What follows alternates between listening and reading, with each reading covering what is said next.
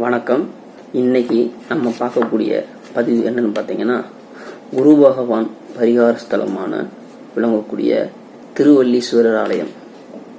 அந்த ஆலயத்துடைய கோயிலின் சிறப்பு, அந்த கோயில் எங்கே அமைஞ்சிருக்கு அப்படிங்கிற பற்றி இன்னைக்கு ஒரு சுருக்கமான ஒரு தகவலை இன்னைக்கு பார்ப்போம்.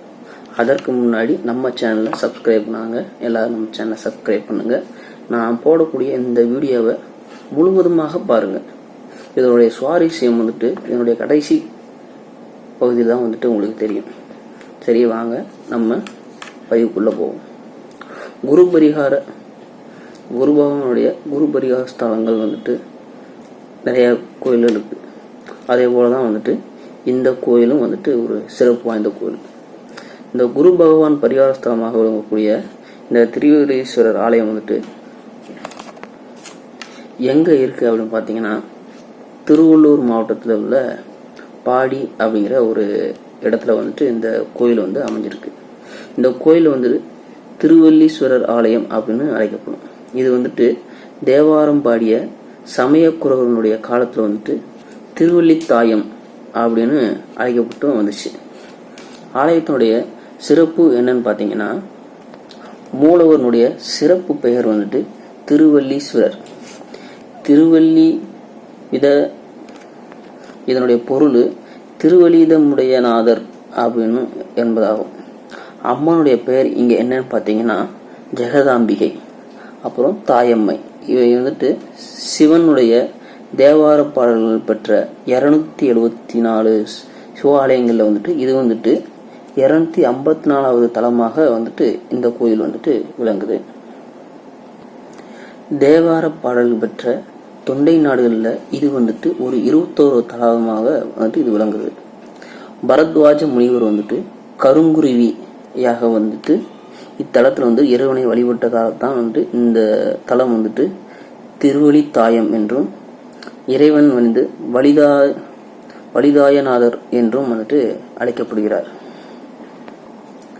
தல வரலாறு அப்படின்னு பாத்தீங்கன்னா, இக்கோயில் 1000 வருடங்களுக்கு முன்பாகவே கட்டப்பட்டதாக தெரிகிறது. அப்புறம் திருஞான சம்பந்தர், அப்புறம் அருணகிரிநாதர் முதலியோர் பாடல் பெற்ற தலமாகவும் இது உள்ளது. மூலவர் சுயம்பு மூர்த்தி இருவருக்கும் மேல் உள்ள விமானம், அதாவது கோயிலோட கோபுரம் பார்த்தீங்கன்னா கஜ பிருஷ்ட, அதாவது யானையுடைய பின்பகுதியுடைய அமைப்பு உடையதாக இந்த கோயிலுடைய கோபுரம் அமைஞ்சிருக்கும். இங்க என்ன ஒரு சிறப்பு அப்படின்னு பாத்தீங்கன்னா, வியாழ பகவான் எனப்படும் குரு தான் செய்த தவறால் தனது சகோதரருக்கு சகோதரனுடைய மனைவி மேனகியினுடைய சாபத்தை பெறாரு. அவரை சந்தித்த மார்க்கண்டேய மகரிஷி இத்தலத்துல உள்ள சிவனை வணங்கினால் பாவம் நீங்கும் அப்படின்னு சொல்றாரு. அதனால குரு பகவான் பாவம் நீங்கி மோட்சம் கிடைக்கும் என்று வழிபட்டார். அதன்படி இந்த கோயில் வியாழ பகவான் இத்தலத்துல புனித தீர்த்தத்திலிருந்து நீராடி சுவாமியை வணங்கி அருள் பெற்றார் அப்படின்னு குறிப்பிடப்படுகிறது. இதனால குரு பகவான் இத்தலத்துல குரு பகவானுக்கும் ஒரு தனி சிறப்பும் இதுல இருக்குது. இந்த கோயில்ல காணப்படுது.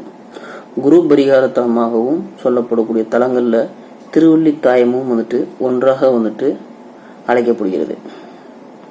இந்த கோயிலுடைய ஆலய அமைப்பு அப்படின்னு பாத்தீங்கன்னா, பிரம்மபுத்திரிகளான கமலி, வள்ளி ஆகிய இருவரையும் விநாயகர் இத்தலத்துல தான் திருமணம் செய்து கொண்டார் அப்படிங்கிற ஒரு வரலாறும் நமக்கு கூறப்படுகிறது.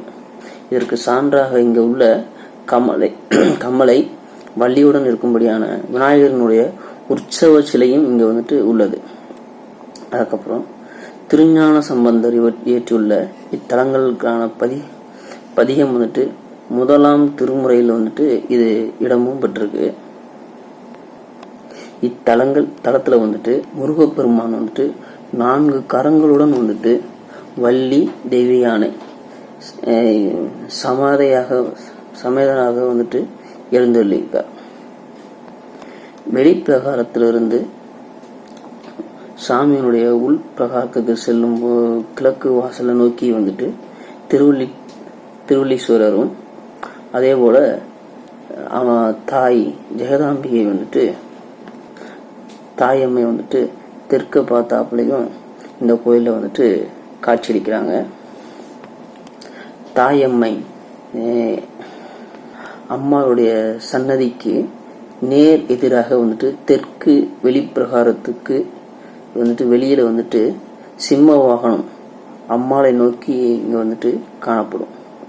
ஒரு நாட்டை சார்ந்த மன்னர்னு வந்துட்டு மற்றொரு நாட்டு மன்னனோடு வந்துட்டு போர் தொடுக்க செல்லும் போது தன்னுடைய படைகளை வந்துட்டு தங்குவதற்கு ஒரு இடத்தை வந்துட்டு ஏற்பாடு செய்து அங்கு வந்து தங்குவதற்கு ஒரு வழக்கம்.